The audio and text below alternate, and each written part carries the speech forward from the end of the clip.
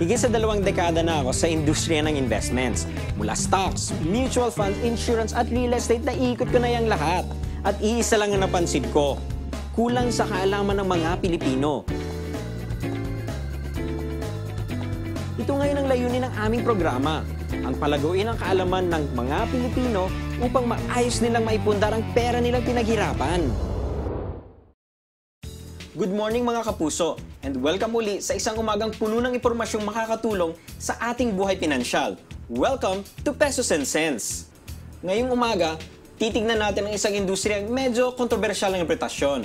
Ito ang insurance o kilala ding pre-need. Dahil na din sa kakulangan ng impormasyon tungkol sa produktong ito at mga taong nagbebenta nito, medyo iba-iba ang naging reaksyon ng mga tao tuwing magsasabi ka ng insurance. Bigla ka na lang hahatakin and then sasabihin sa'yo, oh, dito ka muna. Not so secured kasi some insurance agents na lumalapit, parang hindi mo naman kilala. I really don't like, I believe in the fine print that they put on insurance. Parang hindi siya credible pag sa Philippines. Minsan nakaka-irita kapag tawag ng tawag. So, minsan like, may ginagawa ka biglang tatawag, diba? So, sa kabila ng negative na pananaw ng marami tungkol sa insurance, itong katotohanan ng mga kapuso. Kailangan natin ng insurance. Bakit? Para sa akin, kasi insurance is the main investment instrument we can use to protect our other investments. Halimbawa, sabihin natin sa buong buhay mo, 2 investments lang ang meron ka. Isang savings account at isang lupang nagkakahalaga ng 1 million pesos. Kung wala kang insurance at namatay ka, ang mga assets mong ito ay automatic na ma-freeze at subject to the 20% estate tax ng gobyerno. Ibig sabihin, ang pamilya mong naiwan ay kinakailangang maglabas ng 200,000 pesos para lang makuha yung lupang pinag-ipunan mo. Dito ngayon papasok ang insurance. Sabihin nating may policy kang worth 200,000 pesos sa iyong pagkamatay.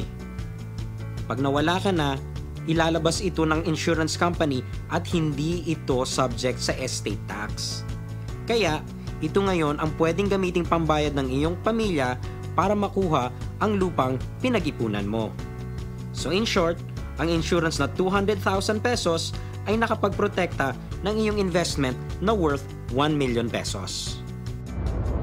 Ipagpatuloy natin ang usapan tungkol sa insurance kasama isang kaibigan na nag-invest dito at a young age. Good morning and welcome back. With us today, kasama natin isang kaibigan na matagal ko na siyang talaga kilala. Siguro bata pa kami, magkakilala na kami. Kasama natin ngayon si Mr. Jay Tablante. Good morning, Jay. And thank you for coming to Pesos and Cents. Yes, thank you. Now, tayo, matagal na tayong magkakilala. But why don't you tell our viewers something about yourself? What do you do? And what keeps you busy? Basic business ko is I take professional photography. So yung mga advertising, print ads, yung mga billboards you see at EDSA, in C5, iba doon ako kumuha. Inibitahan ko si Jay ngayon kasi gusto kong ipakita na yung pinag-usapan natin kanina tungkol sa insurance ay nagagawa talaga ng mga taong wala naman talaga sabihin nating experience sa finance. Na tipong pwede siyang pasukan ng mga tao tulad ni Jay na photography, medyo malayo yan sa mga taong sasabihin natin bihasa sa finance or investing. So, bakit ka ba bumili ng insurance policy? Kasama na siya sa investment philosophy ko na I wanted to spread my money iba-ibang tools eh. So, pang as basic as time deposits to mutual funds. Life insurance was just one of the tools na naisip ko na ipasok ko yung pera. And when my parents suggested to it, pang naisip ko, oy, opportunity na to, para pwede ko nang maaral to. So, doon ko na siya, that's why I took the chance at doon ko nilagay yung money. I mean, what is your mindset naman para kumuha ka ng policy? Kasi medyo bata ka pa naman. Usually naman, pag nag-iisip ng insurance, medyo sabihin natin, true. medyo mas matanda na, maxing edad ko na, hindi yung mga But tulad mo. naisip ko din, the younger you start investing, mas malaki magiging an advantage mo over the long term eh. And as long as may earning capacity pa ako, pa kumita ng this much money, ipapasok ko na agad sa iba-ibang investment tools. So, isa doon, insurance. Why do you think insurance is important? I mean, what does it provide you? Ano ba yung binibigay nun sa'yo? It's a sense of security kasi eh.